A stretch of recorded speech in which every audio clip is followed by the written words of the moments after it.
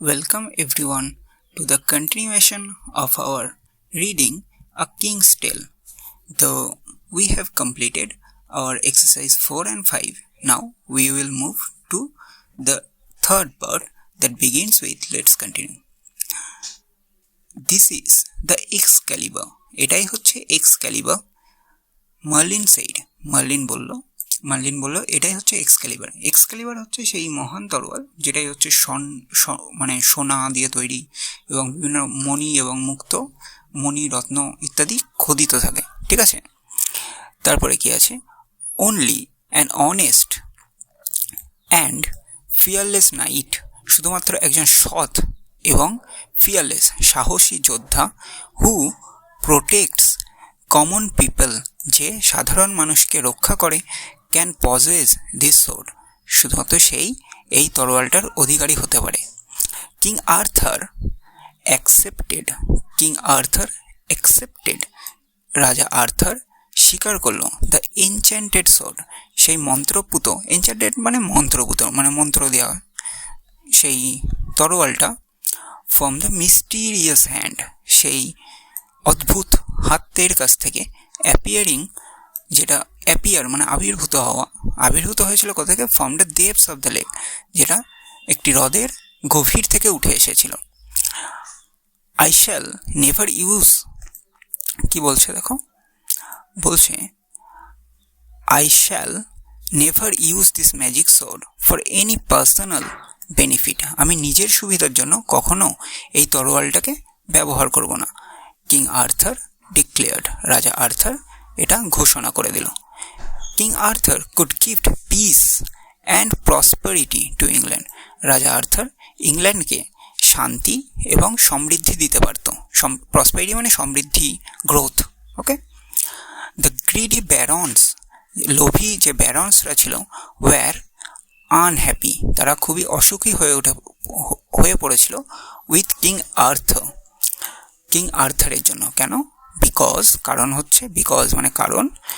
He was gentle and just, কারণ সে খুব বিনয়ী ছিল। বিনয়ী মানে জেন্টাল মানে বিনয়ী মানে বলতে পারো হচ্ছে খুব শান্ত দয়ালু, এটা ছিল। অ্যান্ড জাস্ট, এবং জাস্ট মানে ন্যায়পরায়ণ, সে সবসময় যেটা ঠিক সেটারই দিক নিত, ঠিক আছে, কাউকে ফেভার করতো না, সেটাই বলছে। He married the beautiful lady, সে বিবাহ করেছিল সুন্দর মহিলা, নাম কি, গিনিভ, যে কিনা daughter of king of Cornwall, যে কিনা কর্নওয়েলের রাজার হচ্ছে কন্যা ছিল। অন দ্য ওয়েডিং ডে, বিবাহের দিনে, মার্লিন টুক হিম, নিয়ে গেছিল, টু আ রিচলি গিল্ডেড প্যাভিলিয়ন, একটা খুব সুন্দরভাবে সুসজ্জিত একটা মণ্ডপে। গিল্ডেড প্যাভিলিয়ন মানে হচ্ছে মণ্ডপ বলতে পারো, ঠিক আছে। রিচলি গিল্ডেড প্যাভিলিয়ন, খুব সুন্দরভাবে সজ্জিত বলতে পারো, সোনা টোনা দিয়ে সাজানো একটা মণ্ডপে নিয়ে গেছিল। পেইন্টেড, যেটা রং করা ছিল কি, কি ক্রিমসন মানে একদম টকটকে লাল রঙের, অ্যান্ড ডার্ক ব্লু, এবং ডিপ ব্লু কালার বা রয়্যাল ব্লু কালার যেটা বলা হয়, সেই ডার্ক ব্লু কালারের রঙে সজ্জিত ছিল, ঠিক আছে। দ্য ফ্লোর ওয়াজ মার্ভেলড, সেই যে মেঝেটা ছিল, ফ্লোরগুলো ছিল পুরো মার্বেল দেওয়া, ঠিক আছে। মার্বেল পাথর দিয়ে হচ্ছে আমাদের তাজমহল তৈরি, হোয়াইট মার্বেল দিয়ে, ঠিক আছে। In the middle of the room, সেই রুমের একদম মাঝখানে, ওয়াজ আ হিউজ, একটা খুব বড় রাউন্ড গোল ওক গাছের টেবিল ছিল, ঠিক আছে, গোল ওক টেবিল ছিল, যেটা কি রিচলি কার্ভড, খুব সুন্দরভাবে সেটাতে খোদিত ছিল। ক্যাপেবল অফ সিটিং 50 পিপল, যেটা কতজন বসতে হতো, 50 পিপল, 50 জন বসতে পারতো, ঠিক আছে। 50 পিপল, 50 জন সেখানে বসতে পারতো। এটাই ছিল the famous round table around which gathered, এটাই ছিল সেই বিখ্যাত রাউন্ড টেবিল, গোল টেবিল, যেটার চারিদিকে হুইচ গ্যাদার্ড জড়ো হয়েছিল ঠিক আছে, এরকম গোল একটা টেবিল ছিল, সেই গোল টেবিলের চারিদিকে জড়ো হয়েছিল বিভিন্ন তার সভাসদরা। ঠিক আছে, যার নাম্বারটা কত ছিল, কতজন বসতে পারতো এখানে, 50 জন। ঠিক আছে, এরকমভাবে বসেছিল। এই টেবিলটা হচ্ছে ওক গাছের টেবিল। ঠিক আছে, ক্যাপেবল অফ সিটিং 50 পিপল, যেখানে 50 জন বসতে পারতো। This was the famous round table, এটাই হচ্ছে সেই বিখ্যাত গোল টেবিল, অ্যারাউন্ড হুইচ গ্যাদার্ড, যেটা চারিদিকে জড়ো হয়েছিল। কারা জড়ো হয়েছিল? কিং আর্থার্স ডিভোটেড নাইট, রাজা আর্থারের একদম বিশ্বস্ত যোদ্ধারা। ঠিক আছে, যারা রাজা আর্থারকে একদম দেবতা বলে পুজো করতে বলতে পারো।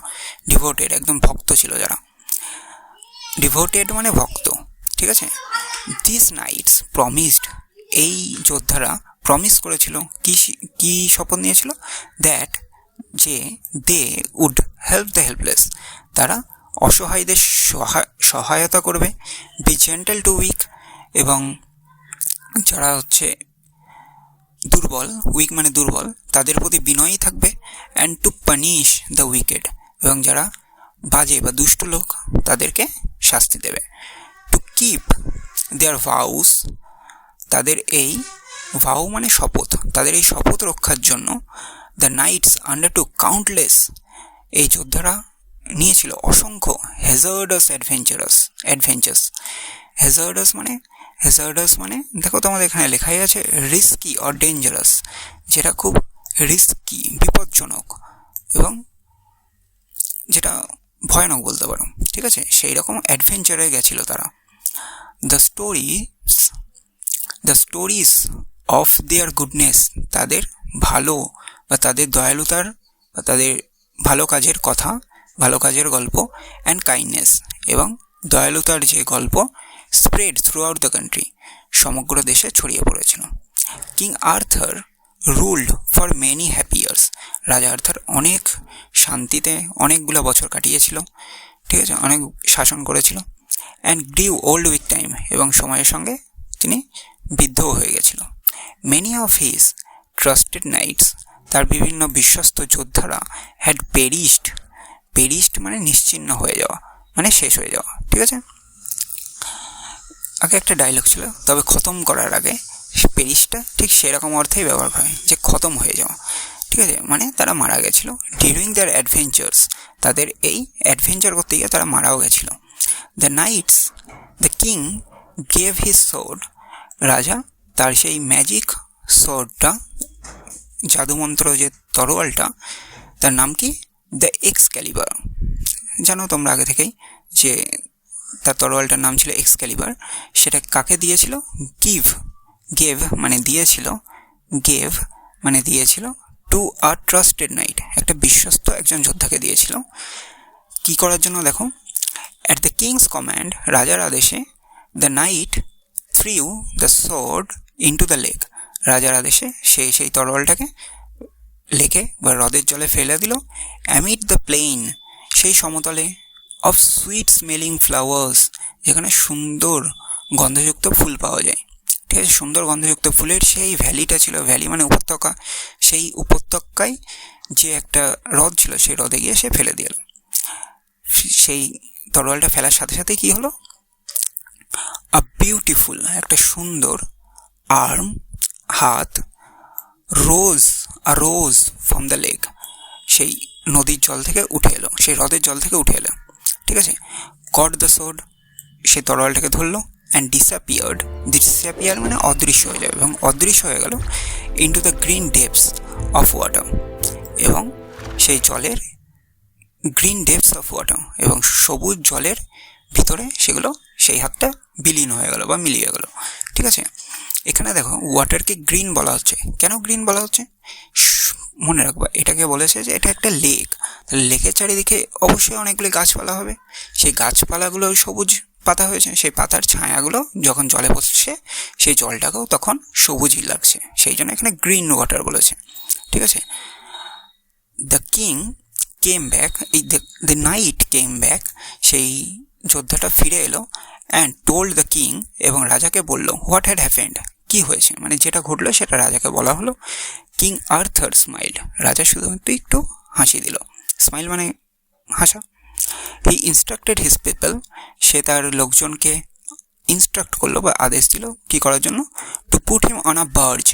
বার্জ মানে হচ্ছে একটা বড় একটা নৌকা যেটার মেঝেটা বা নিচেটা প্রায় সমতল থাকে, ঠিক আছে, অনেকটা চওড়া হয়, প্রায় সমতল থাকে, এইরকম নৌকাকে বার্জ বলা হয়। ঠিক আছে, সে বললো যে আমাকে একটা বার্জের উপর রাখো, put him on a barge, তাকে একটা বার্জের উপর রাখার জন্য। It was the hour of twilight. Twilight মানে হচ্ছে জ্যোৎস্না, ঠিক আছে, মিটমিটে আলো। তাহলে এটা হচ্ছে আওয়ার অফ টুয়াইলাইট, এটা হচ্ছে একটা জ্যোৎস্নার রাত। উইথ টিয়ারফুল আইস, চোখে জল নিয়ে, everyone bed good bye to the old king, সবাই সেই বৃদ্ধ রাজাকে ফেয়ারওয়েল জানালো, মানে টাটা দিল, বাই বাই দিল বলতে পারো, ঠিক আছে। অ্যাজ দ্য বার্জ সেইলড, যখন সেই বার্জটা চলে যাচ্ছে, with him towards the setting সান, যখন সেই বার্জটা চলে যাচ্ছে ডুবন্ত সূর্যের দিকে, ঠিক আছে। তাহলে এখানেই আমাদের স্টোরি এন্ড হলো আজকে, ঠিক আছে। এবার আমরা কিছু ওয়ার্ড নেস্ট দেখে নেব। এই ওয়ার্ড নেস্টে কী কী আছে? ফার্স্টে আমাদের আছে হচ্ছে এনচান্টেড। এনচান্টেড মানে ম্যাজিক্যাল, যেটা মন্ত্রপুত, ঠিক আছে।